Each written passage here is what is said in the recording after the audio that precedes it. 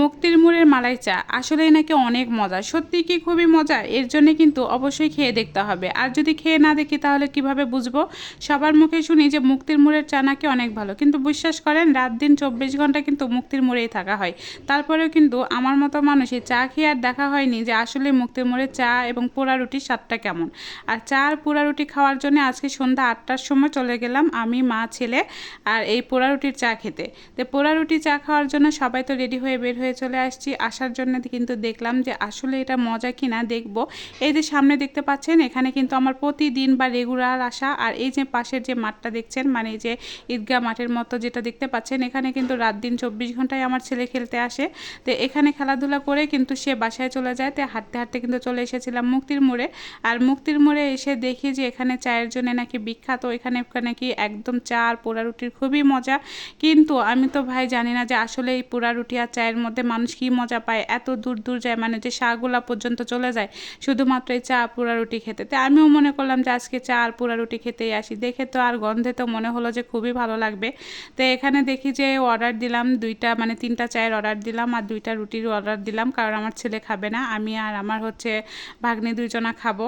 তো দুইজনা খাওয়ার জন্য কিন্তু হচ্ছে পোড়া রুটি 2টা অর্ডার করেছিলাম, 3টা চা অর্ডার করেছিলাম আর মালাই চা। আর মালাই চার জন্য কিন্তু একটা নাকি বিখ্যাত শুনেছি। তার সামনে কিন্তু আরও একটা দোকান আছে, অনেকে কিন্তু ওই দোকানের প্রশংসাও করেছে, কিন্তু এই দোকানের প্রশংসা আরও বেশিই করেছে। কিন্তু আসলে যে কেমন স্বাদ আজকে খাওয়ার পরে বুঝতে পারবো যে কেমন স্বাদ আর কেমন মজা। তো যাই হোক, চেষ্টা করব খাওয়ার পরে আপনাদেরকে রিভিউ দেওয়ার জন্য যে আসলে কেমন মজা।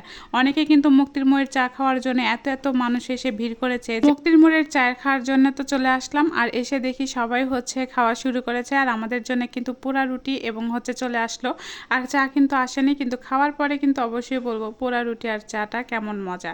তাই আমি কিন্তু অপেক্ষা করছিলাম একদম মালাই চায়ের জন্য। অনেকেই আছে যে এই মালাই চা আর পোড়া রুটি খাওয়ার জন্য একদম শাহগোলা চলে যাচ্ছেন।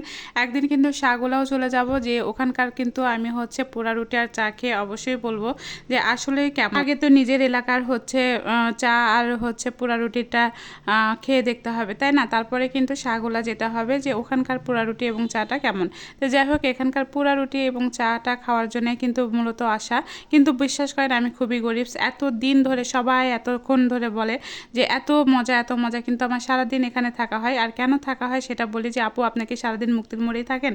তাই না, আসলে এখানে আমার ছেলের প্রাইভেটের উদ্দেশ্যে আসা হয়, আবার এমনিতেও কিন্তু আমার বাসার কাছেই কিন্তু এটা, যে খুব যে দূরে তা কিন্তু নয়, হেঁটেই আসা যাতায়াত করা যায়। তো এই জন্য বলছিলাম যে একদমই কাছে। আর এখানে তো আমার ছেলে সারাদিনই খেলে, আর সে কিন্তু এখানে সামনে একটা দই ঘর আছে, ওইটাও কিন্তু দেখাবো, মানে আজকে দেখাতে পারবো না। যাই হোক, তো ওখানকারটাও একদিন দেখাবো আমি আপনাকে। কিন্তু এত পরিমাণের এখানে মিষ্টি, যারা মিষ্টি পছন্দ করে না তারা কিন্তু আগে অর্ডারটা দিয়ে দিবেন যে না আমাদেরকে মিষ্টিটা কম দিন, কারণ চিনির উপরে, এই পাউরুটির উপরে যে চিনিটা দেয় তখনও কিন্তু প্রচুর মিষ্টি, আবার ধরেন চায়ের মধ্যেও প্রচুর মিষ্টি দিয়েছে। 2টা মিলে যখন একসঙ্গে খাওয়া হয়েছিল তখন কিন্তু একদম গাটা গুলাচ্ছিল।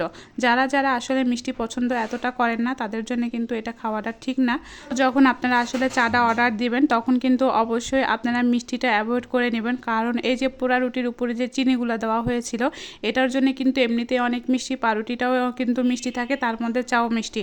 তো যারা খাবেন তারা কিন্তু আগে অর্ডারটা দিয়ে দিবেন যে আমি চাতে চিনি দিব না, বা চায়ে হালকা পরিমাণের একটু চিনি দিবেন, বেশি না। কিন্তু আমরা আসলে ভুলে গিয়েছিলাম, আর আমি তো আসলে কখনো খাইনি, এই জন্য বলতেও পারছি না। আর আমি তো হচ্ছে এখানে প্রথম আসছি। তো যাই হোক, এদিকে নিজের এলাকার চাটা আমি আসলে এখানে হচ্ছে যখন খেলাম তখন কিন্তু আমার একদমই গাটা গুলাচ্ছিল, আমার একদমই ভালো লাগেনি।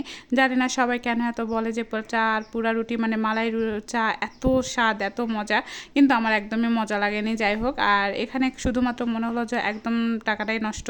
তো এই জন্য হচ্ছে আগে শুনে তারপরে জেনে তারপরে আসলে খাওয়ার পরে আরেকজনারটা বোঝা যায় যে সে কেমন কি বলেছে। তো এই জন্য আজকে নিজের এলাকার চাটা খেয়ে তারপরে দেখলাম এবার কিন্তু শাহগোল একদিন যাব, তখনও কিন্তু আপনাদেরকে অবশ্যই জানাবো যে আসলে কেমন। কিন্তু ওই যে বললাম যে টাকা দিয়ে কিনেছি, এখন তো খেতেই হবে, ফেলেও